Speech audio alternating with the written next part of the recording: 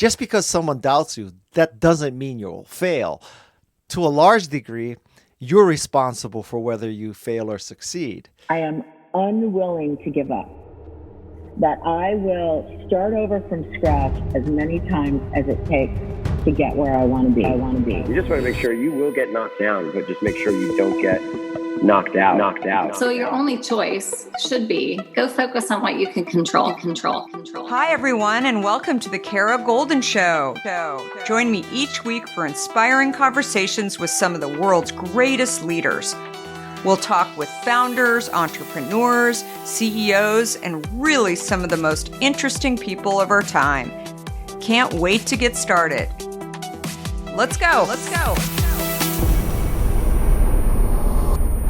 Hi, everybody. It's Kara Goldin, and I'm so excited to have our next guest here. And I mean, Guy, I have been a huge fan of yours from way back when, even before I knew you. And I'm super honored to have you here today. So Guy Kawasaki, for those of you who don't know him, the renowned figure in tech and so many other things, but he was part of the Apple's original Macintosh team, lives in the Bay Area, and widely respected expert in entrepreneurship, venture capital, marketing, business evangelism, and more. He's shared many insights into dozens of books, and he, of course, has his own podcast. GuyKawasaki.com is his website, and he's the chief evangelist of Canva, for those of you who are familiar with Canva.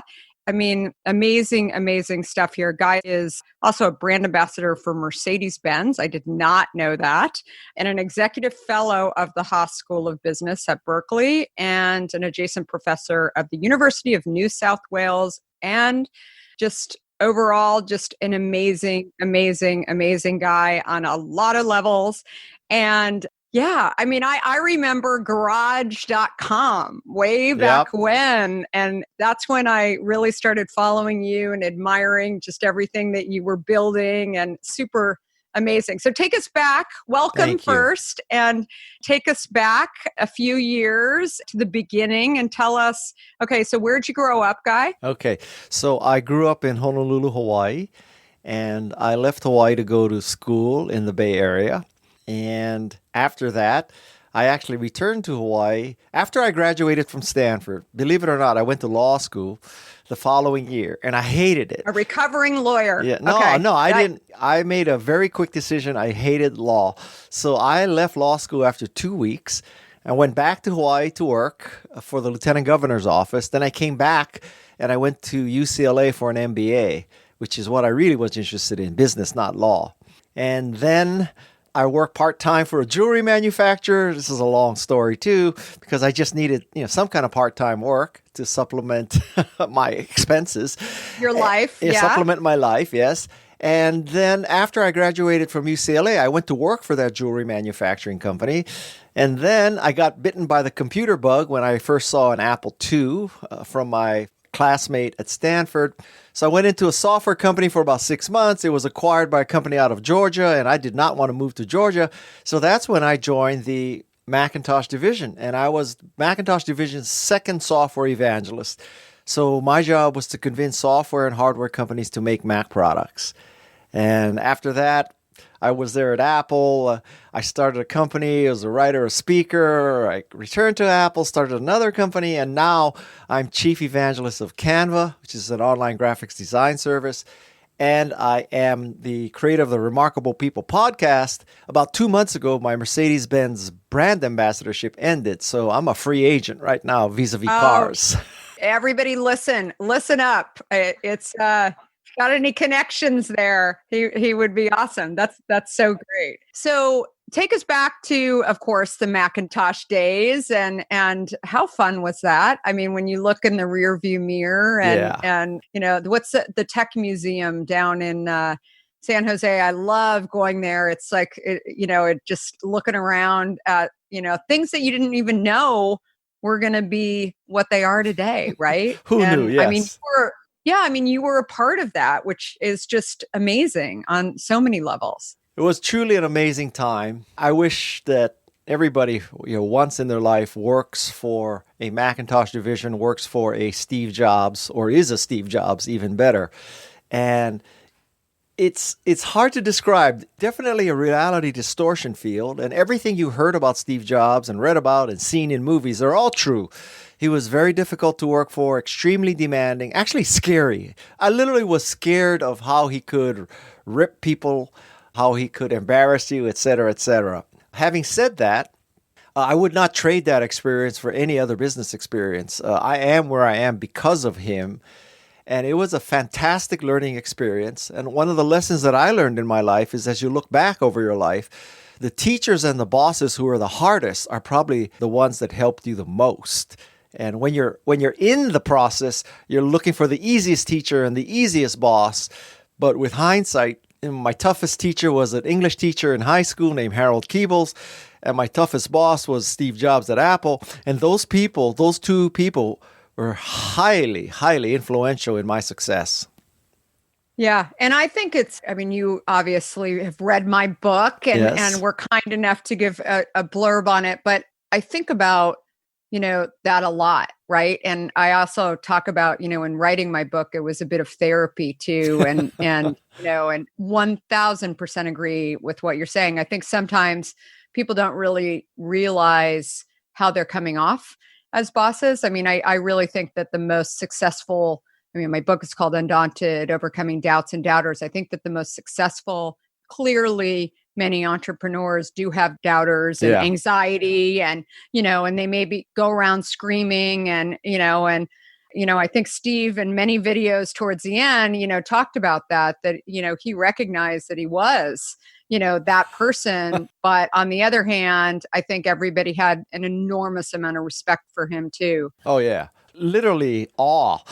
So I think that to address what you just mentioned, every entrepreneur who's sane and intelligent and, with any degree of probability of success is scared. This concept that an entrepreneur, this swashbuckling person who's totally confident, knows he or she's going to be successful, has no doubts, has no fears, total bullshit. What I just described is someone who's probably a megalomaniac who will not succeed. And so being an entrepreneur, I think, is about managing those fears and, despite those fears and doubts, forging ahead. And if you meet someone who says, I have no doubt in my success, blah, blah, blah, they're either bullshitting you or they're bullshitting themselves. But it's not true. It's not true. No, I totally agree. It's funny. I didn't share this with you yet, but I got my first, it wasn't a horrible review, but it wasn't the best review of my book. I've had a lot of people say like it was awesome. And, you're always, I put my big girl panties on before I started getting reviews because I knew, it was going to come. But it was fascinating because the review was basically that the book did not give a 1, 2, 3, how as an entrepreneur you can be successful. And I said, I can't think. Right. I can't think of one successful entrepreneur that would actually, and obviously you're a successful, that can actually say here, like chapter by chapter, here is 1, 2, 3. And I said, I would even go as far as to say that if somebody thinks they are an entrepreneur or want to be an entrepreneur, and then they like want that, they expect the 1, 2, 3s, like, they're probably not really an entrepreneur. No. Right? The stories of sort of nobody really realizes what they're creating or, truly if you want to do something different as well, you're not going to have a rule book or, a roadmap. You think you want something to kind of go off of, but would you agree? Yes. I think that books like yours, which I found very, very interesting and useful, so much so that I violated your copyright and sent it to a friend of mine who's the CEO of Merge4, the ultimate sock company. And, I interview for my podcast 52 people a year. And yours is the first book that I took the PDF, I printed it, and I sent it to somebody else. So you have my permission. Okay. You're good. I owe you $4. So yeah, you're good. So there are books like yours, and I wrote a book called The Art of the Start 2.0 that can increase the probability, maybe shorten the cycle, maybe prevent you from making the usual mistakes. But if there were such a thing as a tried and true guaranteed path to entrepreneurial success, there would be more entrepreneurial successes. It's not that simple. Yeah, no, I totally agree. When did you know that you were an entrepreneur? Like, I mean, obviously it's not clear I know yet. So I think entrepreneurship it's a mindset.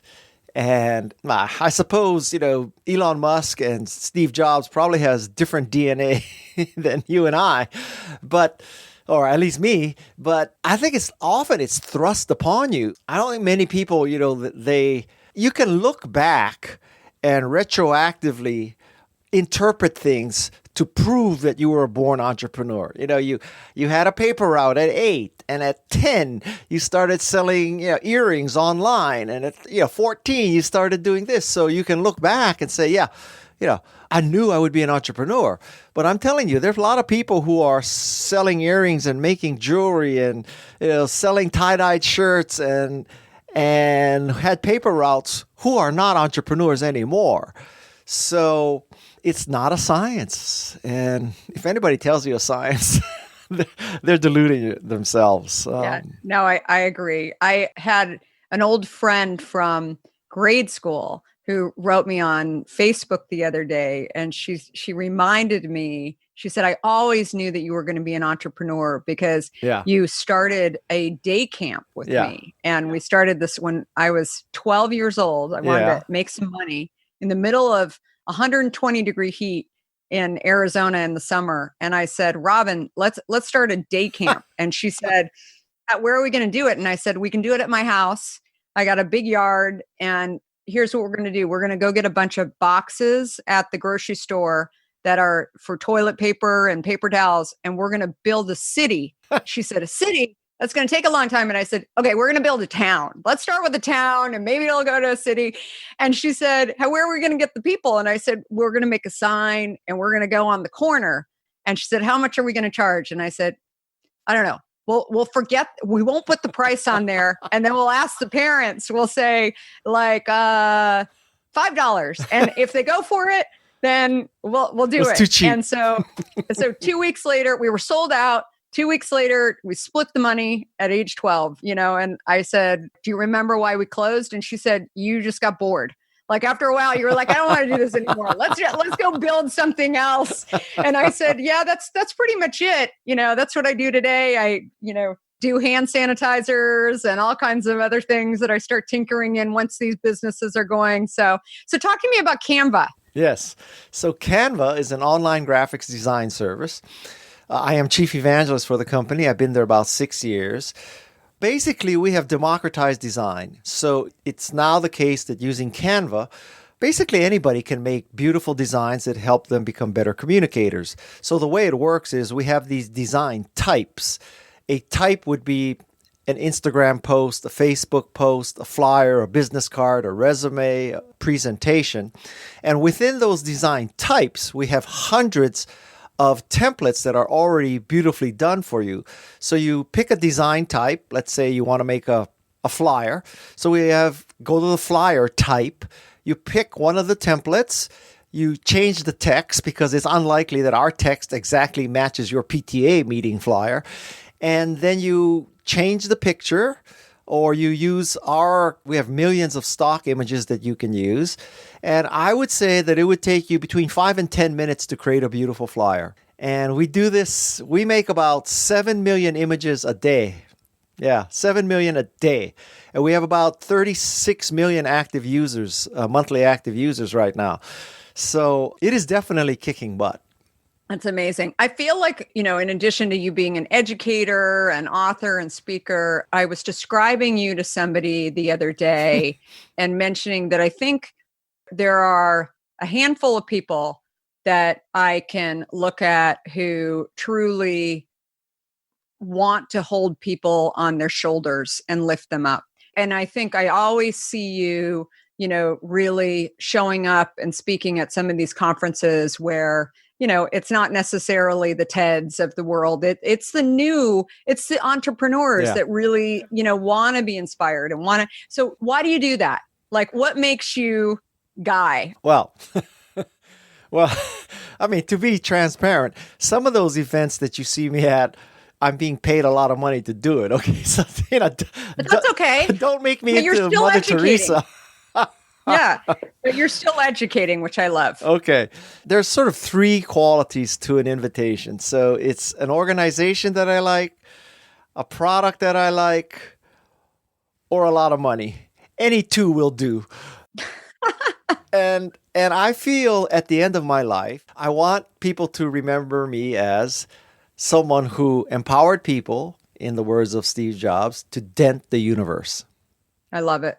No, that's amazing, amazing. So you're a father as well. You have one daughter or more? I have one daughter and three sons. And three sons. So Yes. what advice do you give your kids for life? And knowing that you've done so much and work with such great people. Listen, they don't give a crap who I am. I mean, For the moment, for the moment, they will. I don't know about that. I don't know if they ever. I mean, you may experience this shortly, but one of my books became a New York Times bestseller, or something like that, which is kind of the holy grail for any author, right? New York Totally. Times bestseller, and so. I mean, one day I became that, and I went to them, and they're like, "Okay, so, but Dad, what are we eating for lunch?" I mean, it didn't even last half a minute. So I don't hold myself up as a role model as a parent because there's too much pressure for that. But I try to teach my kids that the key to life, I think, is grit. That it's not being naturally smart or naturally talented or naturally anything or being gifted or something like that. It's grit.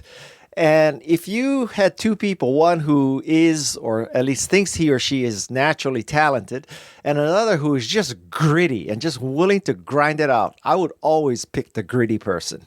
And that's the secret to my success. It's my grit. It's nothing else. Yeah. And I don't think you lose that grit either, especially if you're an entrepreneur with grit. I interviewed the CEO just yesterday. We just released his podcast of Radio Flyer. Yeah. The wagon? It's great. Yeah, the wagon. You got to listen to it, guy. It's great. So he's the grandson.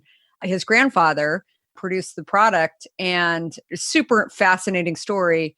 And I asked him, how life was through COVID, and he explained how his huge time for selling wagons is the holiday season. Mm-hmm. And so they're doing all kinds of production right now. They're based out of Chicago. They do everything locally. So I said, well, how's that going? Like, did your factory shut down? And he said that they dismantled their factory and basically went around to their employees and put their factory, like components of their factory, on people's lawns. And so they allowed people to continue doing like the parts. So they didn't screw up for the holiday season coming up. But I said, like, wait a minute, like this is 100-year-old company that, and the ability to do that kind of stuff, that's grit, right? Like that's grit. For him to just think about it. And he said, I said to everybody, like, listen, you can stay home. I'm just like, you're doing the handle and you're going to build that. And then that's all you do. And then we'll come by and we'll pick them up. And then, anyway, I was like, that's awesome. That's a great story. I mean, compared to, our government should save our ass. I need a PPP $5 million loan so that I can get through this, right? Now, totally. I totally agree. It was like, but I love hearing those stories where even, companies doing well, established, all these things, like you can still get gritty and, roll up your sleeves and really figure out stuff. It's awesome. So let's talk about confidence. I guess that kind of goes hand in hand with grit, maybe, but if you had doubts and doubters along the way that have said, I don't know, that guy, I'm not sure he can really do it. Or Well, I think there's two kinds. So one is the external one, right? And so my thoughts on the external one is that just because someone doubts you, that doesn't mean you'll fail. To a large degree, you're responsible for whether you fail or succeed. The opposite is also true, though. Just because someone doubts you doesn't mean you will succeed because they're wrong. So it all comes back to grit. And, And grit, I think, also creates luck. So there's the external doubters. Now, there's also maybe more pernicious is the internal doubters, which is, can I really do this? Am I good enough? Am I smart enough? Am I whatever enough? And that may be the more dangerous one. And the only solution that I know to that is fake it till you make it. Because that's what we're all doing at some level. Don't kid yourself. Most people are faking it until they make it. Yeah, no, I think you're absolutely right. Or, so often I tell people that, it's not about whether or not you can do it, but it's about figuring out whether or not, you can get out of your own way. Yeah. Right. Because you build these walls up around yourself. I think oftentimes when you're an entrepreneur and you're a founder too, and clearly, this is what Steve Jobs talked about. I mean, it's a bit lonely, right? Like, it's like you absolutely have your own doubts, and, it's really trying to figure out how do you get past those. And I would bet that even Steve Jobs had doubts, and 100%. And Elon Musk, right? Yeah. But some of it is, as I say, faking it till you make it. And also, I would make the case that some doubt is good, because if you're scared and doubting, if it doesn't paralyze you, then it makes you try harder, which is good. I mean, if you're just, if you think you've been handed life on a silver platter, so therefore you don't have to work hard, that will probably be a self-fulfilling prophecy of doom there. So it's better to be scared. Yeah, no, I think it's absolutely right. Another person who read my book, who shared some wisdom with me a few years ago, was Jamie Dimon from JP Morgan Chase. And he, definitely says exactly what you say. Like, it's okay for you and your kids to be a little bit scared and like get gritty and be confident, that, or fake it till you make it, just until, that you don't have some parachute to come and take you away. Like, there's nothing wrong with just a little bit of fear in there. So I would highly recommend listeners buy a book called Mindset, I believe. And right? It's a great book. It's the Stanford professor, Carol Dweck, Dweck. And she basically says there are two kinds of mindsets. There's, the growth mindset and the non-growth mindset. And the growth mindset means that you can acquire new skills, you can improve, blah, blah, blah. Life is not handed to you on a silver platter. The non-growth mindset means that you think you're doomed and you're stuck, or that you're blessed and you don't have to do anything. And the growth mindset is the one that I believe ultimately wins. Yeah, one of my favorite books. Such a good book. I totally agree. So last question, what makes you unstoppable? Of course, we've heard a little bit already, but I'd love to hear Guy's words of wisdom. So apparently you ask everybody this question at the end, right? Yep. Well, I don't know how other people have answered, but I don't consider myself unstoppable, but I can work harder than most people in the world. And so I might not be unstoppable, but I've got grit. And I also think that, thinking about whether you are unstoppable or not is a waste of time. And what you should be thinking about is not, am I unstoppable or stoppable? What you should be thinking about is, how do I make my product? How do I make my service? How do I lead better? How do I do all these things? And if you do all these things, guess what? You may be unstoppable. But I don't think, Steve Jobs ever sat around and said, now, how am I unstoppable? He didn't give a shit about that. He just wanted to make the best computer, the best phone, the best tablet, the best music device, the best store. And so... But I think a lot of people thought he was unstoppable. Well, he may not have thought. Yes. Right. It's an interesting thing, because I think people may, like, I look at you and I think you're unstoppable, but yet this is calling on your doubts over here. Right. And the reality of what goes on. Right. Well, but I don't think truly unstoppable people are sitting around thinking if they're unstoppable. They're just doers. And I'll give you a sort of a related concept because people ask me about this a lot. It's like, how do you build a personal brand? You know, I'm 25, 30, and I want to build a personal brand like you, Guy. You know, I want to be influential and well-known and blah, blah, blah. Should I write a book? Should I give speeches and all that? I said, you know what? Stop worrying about building a personal brand. Just build a great product, a great service, a great company.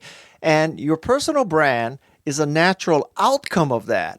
You don't sit around thinking, how do I position myself as a thought leader? Only losers do that. You build a great computer. You build a company that takes on Pepsi and Coke in the beverage business. You don't sit around worrying about your freaking personal brand. And if you build a Hint or if you build a Macintosh or you build an iPhone or you build a Tesla, guess what? Your personal brand will be fine. But it's not because you thought of yourself as a guru and a thought leader and you wrote white papers that, all of a sudden the world is now saluting you as a thought leader. I think you're 100% right on that. So I couldn't agree with you more. So where do people find Guy Kawasaki? What's your social? You're on everything. You're everywhere. Well, this is one of those things that it's a tricky question. So if you want to follow me on social media to see what I'm doing, it's probably Instagram. But there, I'm just being me. I'm not trying to position myself as a thought leader or unstoppable or anything. Like, I love surfing, so there's a lot of surfing pictures. So if you want to see what I consider important in the world, follow my LinkedIn profile. But I don't know when this is coming out, but as a caveat, I will tell you that I am extremely liberal, and I believe in rights for... You're warning. Yeah, I'm giving you a warning. Good, I am extremely liberal. I believe in immigration. I believe in vaccination, except I love it. If the FDA approves something because someone else higher above tells them to approve it. This is the great irony, right? Anti-vaxxers and liberals are now both going to be anti-vax, but that's a different discussion. We don't want to go down that path. So as I said, liberal, vaccination, women's rights, the rights of people who are not old, white, and male. So if I have just described the antithesis of what you want to learn about, do not follow me on social media.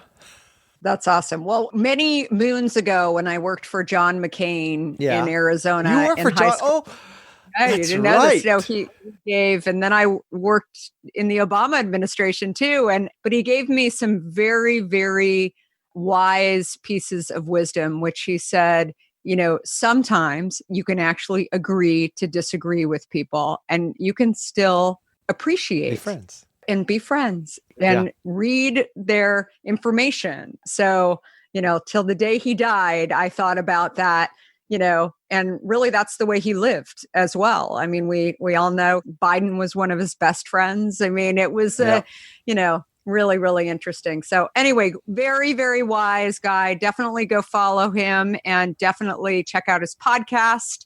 And I'm on his podcast. Where you will be shortly. Yes. Very, very exciting. So, okay, great. Thanks, everybody. And definitely, if you like what you hear, definitely like this podcast episode and follow us and all that good stuff. Okay, thanks so much. Have a great week. Before we sign off, I want to talk to you about fear. People like to talk about fearless leaders, but achieving big goals isn't about fearlessness. Successful leaders recognize their fears and decide to deal with them head on in order to move forward. This is where my new book, Undaunted, comes in. This book is designed for anyone who wants to succeed in the face of fear, overcome doubts, and live a little undaunted. Order your copy today at undauntedthebook.com and learn how to look your doubts and doubters in the eye and achieve your dreams. For a limited time, you'll also receive a free case of Hint water. Do you have a question for me or want to nominate an innovator to spotlight? Send me a tweet at Kara Goldin and let me know. And if you like what you heard, please leave me a review on Apple Podcasts. You can also follow along with me on Facebook, Instagram, Twitter, and LinkedIn at Kara Goldin. Thanks for listening.